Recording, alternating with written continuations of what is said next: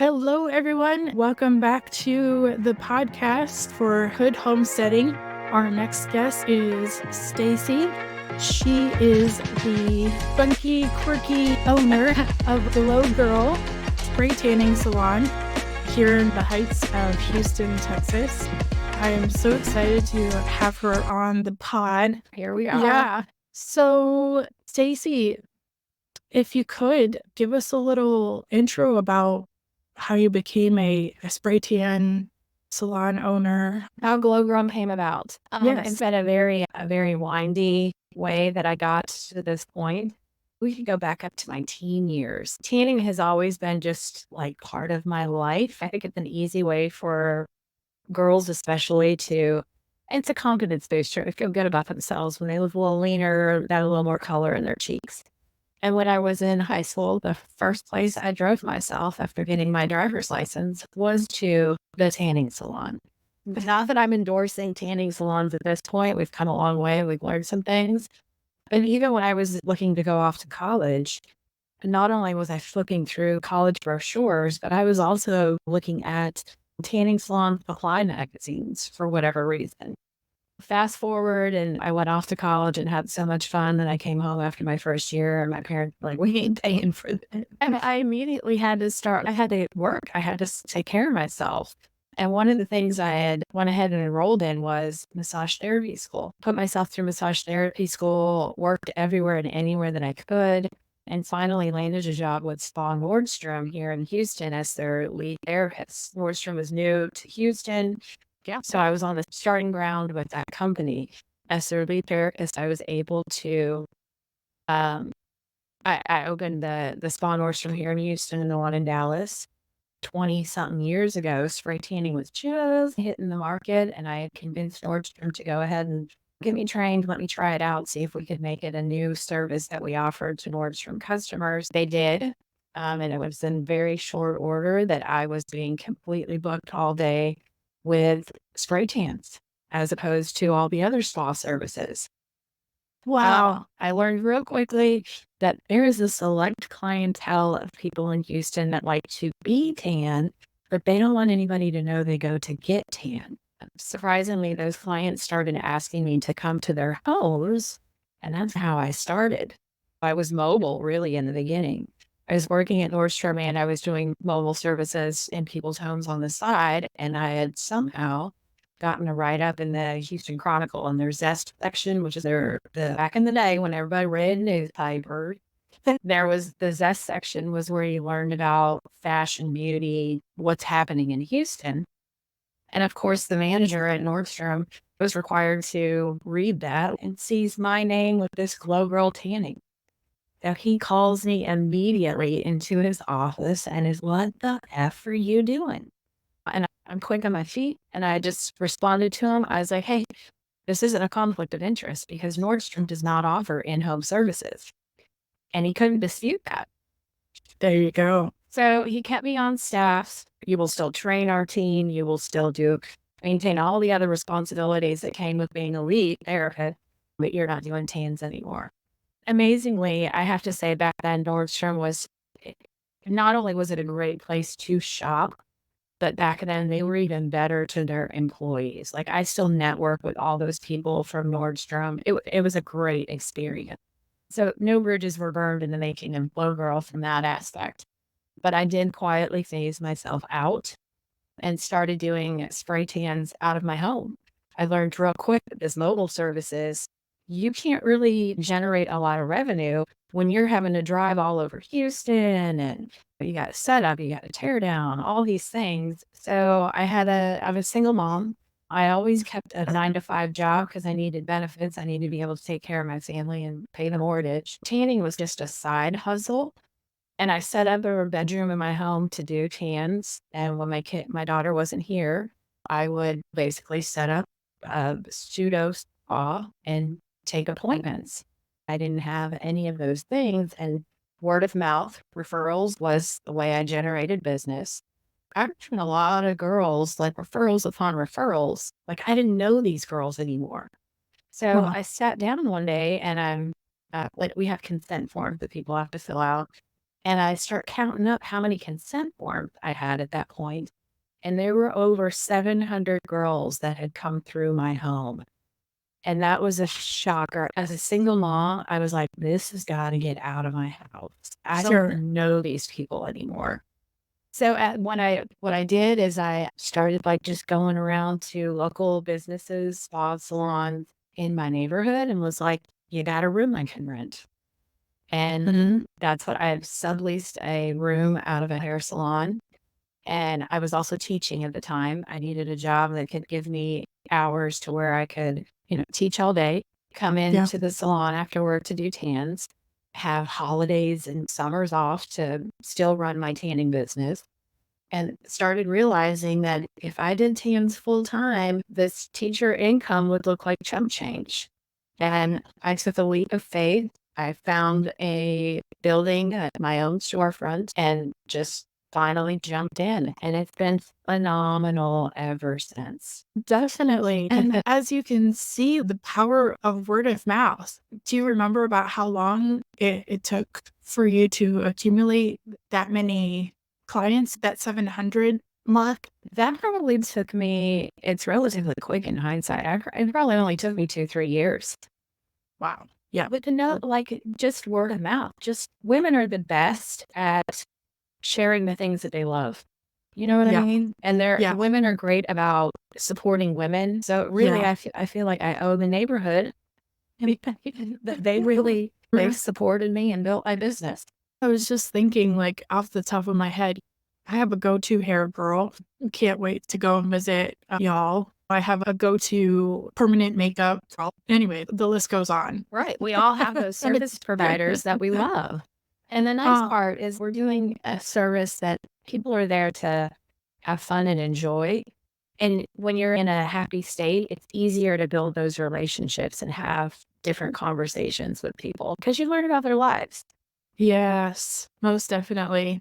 And right, I was just watching some of your previous reels. Your girls are the one that was like, I'm a glow girl. Of course, people ask me, or I'm a spray tan tech. Of course, people ask me if they can be naked. Get undressed in front of me. Yeah. It is. And that, when you're standing in a room with a complete stranger, completely undressed, trying to hold a conversation, it's an awkward situation. But I've been fortunate that I think the massage therapy background and having to work with bodies all day long just made me numb to the idea of somebody being completely undressed in front of me.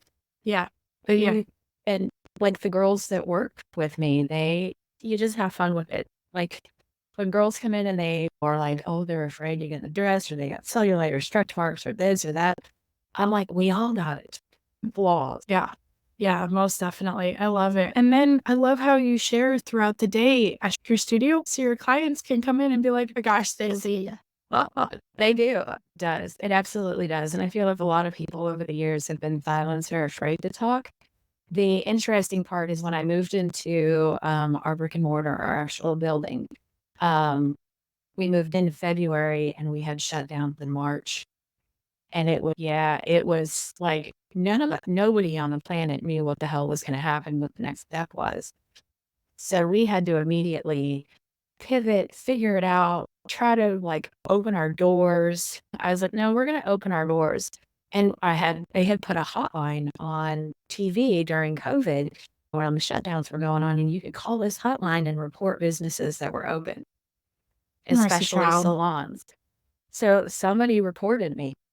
And the fire marshals showed up at my salon. His wife was a teacher at my daughter's school, so I knew her. And her daughters, like his wife and his daughters, all tanned at my salon. And he came in, we had a conversation, and he's, you do you. Wow. And I was like, okay, he's made it very clear that him even having to go out and reprimand small businesses over being open made him sick to his stomach. That's not being neighborly. That's not Americans supporting Americans. Exactly. And when he gave me the green light and told me how to maneuver through some of this when it came to the fire marshal or the police or anybody showing up again, not to mention on the other end, I had a shit ton of women calling to get tans. mostly because they were stuck at home with their families and they just wanted to get the fuck out of their house. Oh my goodness. And Not both that of they you look needed a like, tan, they just needed a minute to get out of the damn house. seriously. My goodness. I had known you years ago. I would have been like, same boat. But that whole situation really opened my eyes, and it definitely made me more vocal about what's happening in the world because so much of it is bullshit. Yeah, most definitely. I read up recently. Our thought is money is what makes the world go round.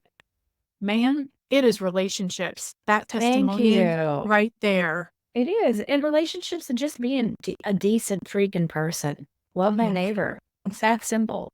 Yeah, absolutely. Wow. I just have to take a moment. That connection with the fire marshal, his wife. It really was a saving grace. I was like, as soon as I saw him banging on my door, Yeah. I was shaking. I was Yeah. scared shitless, but I was Yeah. like, be honest. I'm Yeah. a single mom just trying to pay the bills. I'm Hey, not here to hurt anybody. I'm not here to get anybody sick. I'm just here exactly. to live the American dream. Thank you. Making a good, honest living. And man, girl, you're a hustler. Look into that.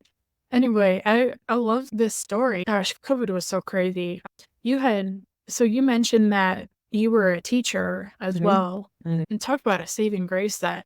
And that's one of the reasons, because I was in the trenches, basically, every Tuesday at my salon year round, we do tans for teachers for only $20. So it's my way of giving back to my people. I know what they're going through in education.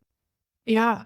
Did you see the article that this teacher calling out HISD? There's something going on with the environment there. The new superintendent has a reputation for micromanaging. I was actually talking to a teacher yesterday.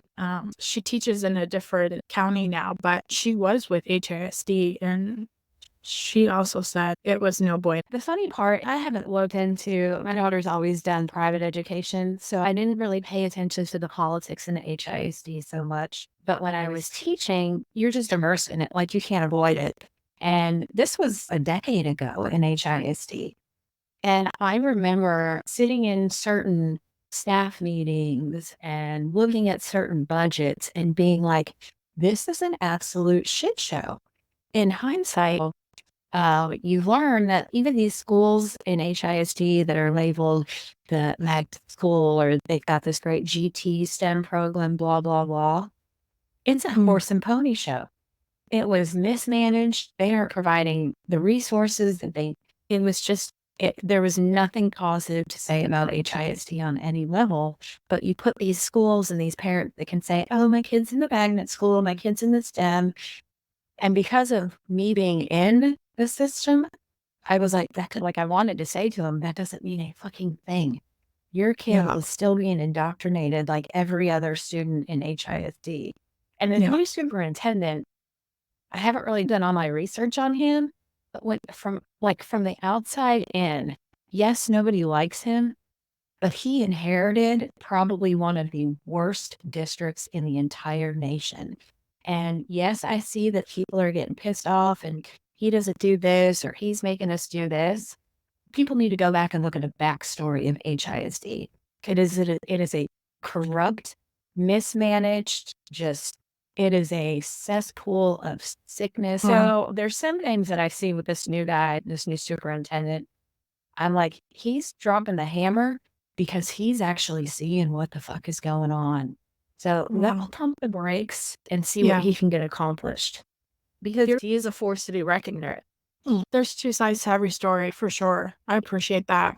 You got to know the history on him. Yeah, sure, you don't like him right now, but you don't know all the things of what he inherited. The school system went through during COVID, and I skim the news regarding schools and online classes that took the students back quite a bit. They were already stunted in all their education and growth and development. And then you do this online learning and keep them out of schools.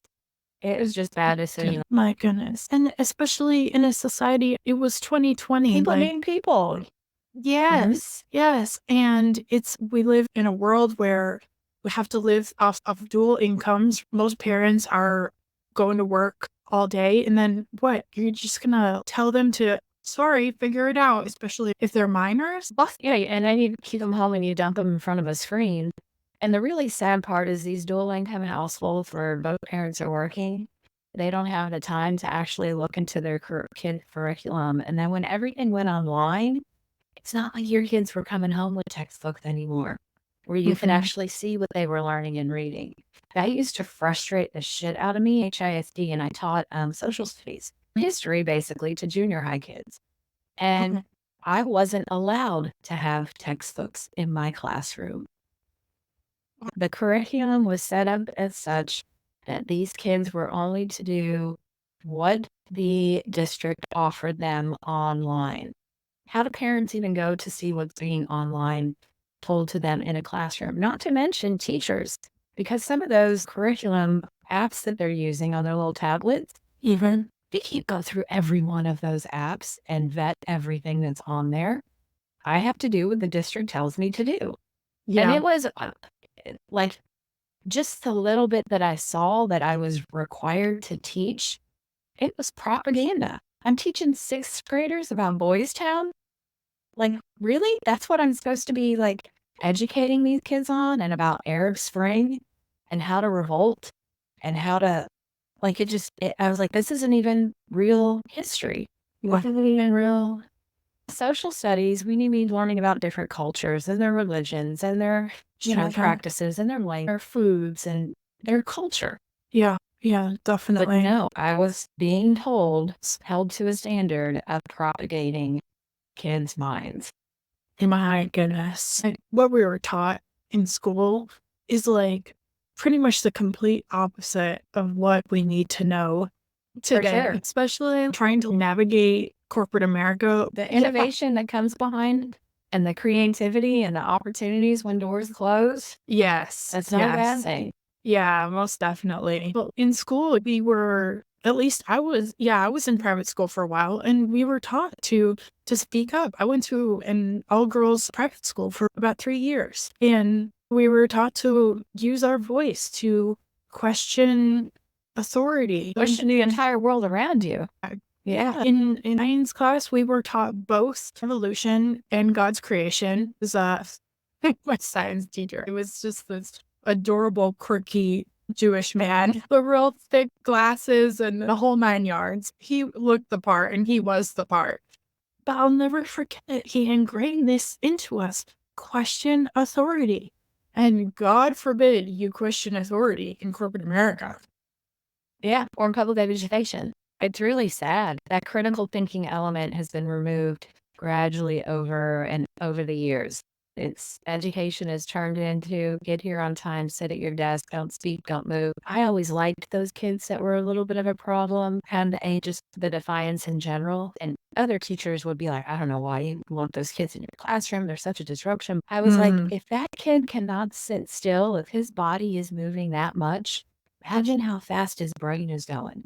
And if I can shovel the right information into that fast little brain, and this kid is golden. Yeah. I loved those kids that would challenge and most definitely. And then hopefully it reminds me, got a few farming families around us on the outskirts of the city. And I love it. Yeah, these reminds me of probably what some of these kids are like. Humans, never mind adults, we're not meant to sit around 8 hours, 9, 10, 11, 12 hours a day staring at a computer and or listening to someone lecture the hell out of you. Like, it's not normal. I tell people all the time, those fluorescent lighting that you see in other schools and in office buildings, I was like, those bulbs are microwaves for the soul. We are children of the sun. Yes. Yeah.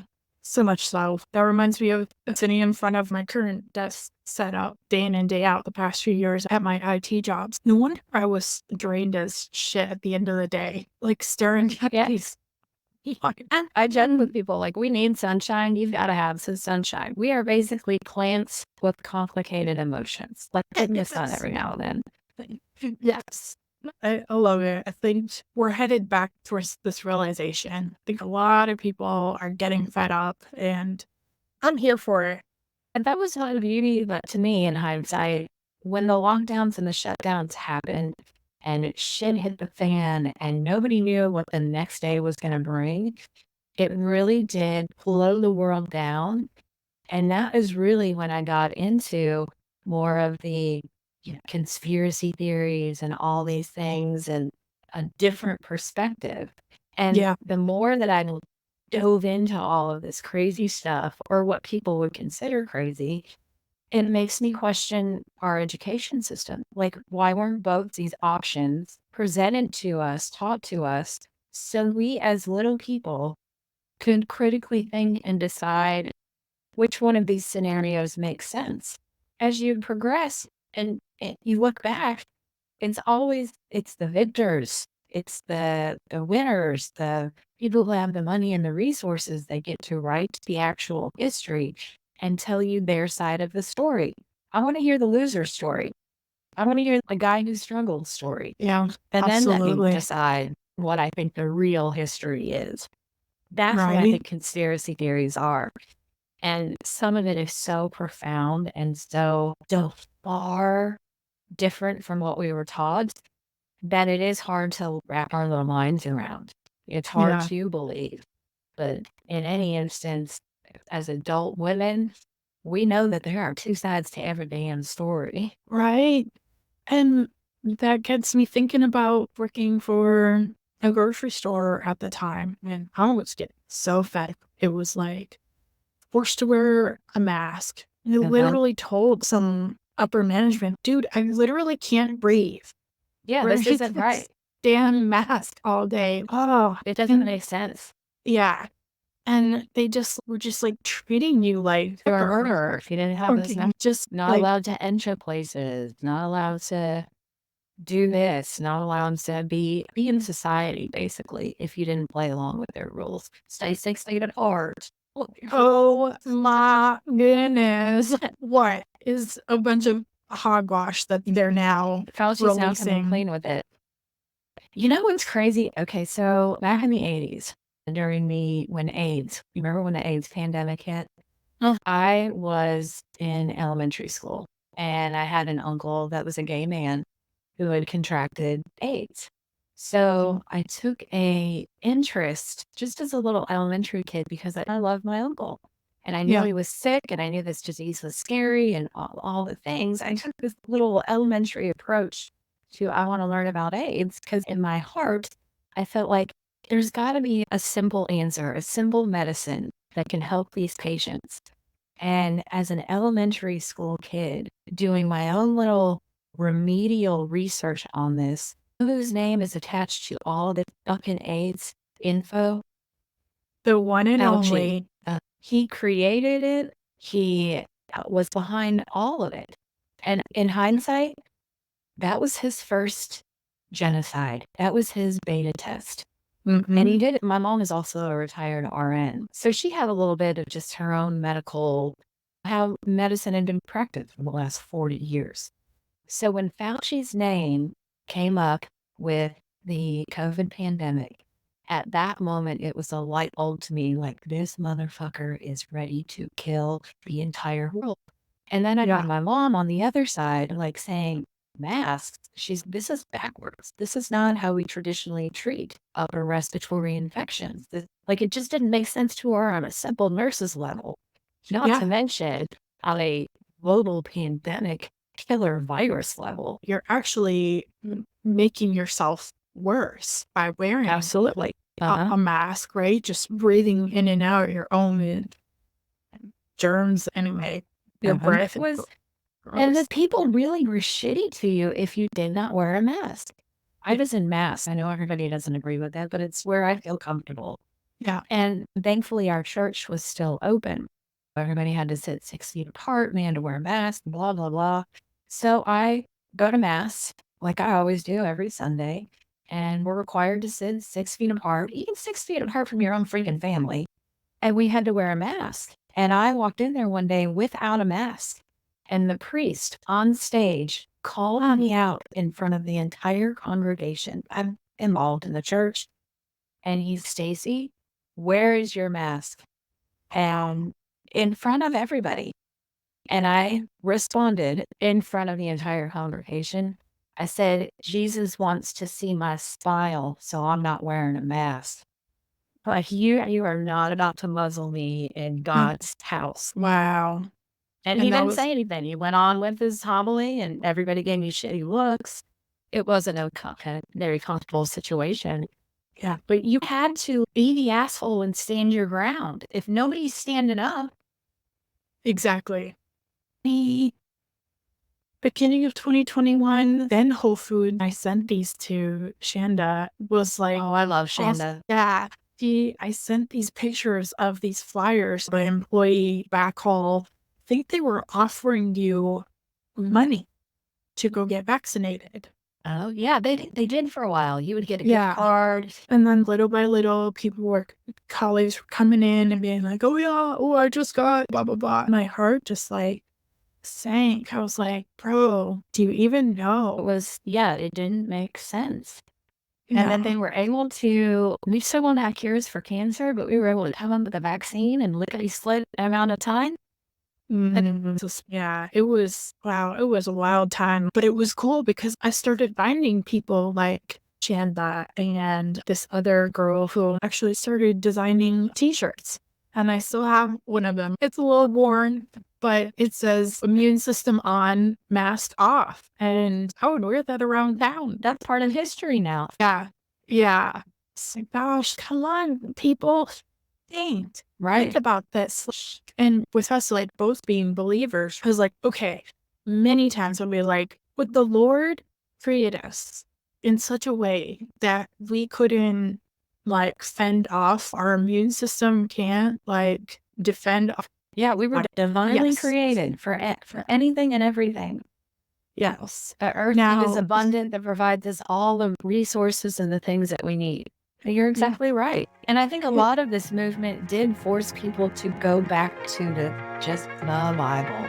Not your science magazine, not your Pfizer document. No, you need to go back to the Bible and really take a hard look at what is really being said in there. Yeah, absolutely. There's strength and power and confidence that comes from that too. Fear is a hell of a motivator. Yes. I'm like, you will not scare me into doing blah, blah, blah. No. That's called being we were literally in an abusive relationship with our government. Yeah, it's like narcissistic vibes. I'm not here for it. You, my way or the highway. No. Yeah. Been there, done that. No, we're not going back. The only scary thing is, okay, a lot of these things are being exposed, right? Government, education, medicine, and Hollywood, all the things. Every aspect of our lives. Yeah.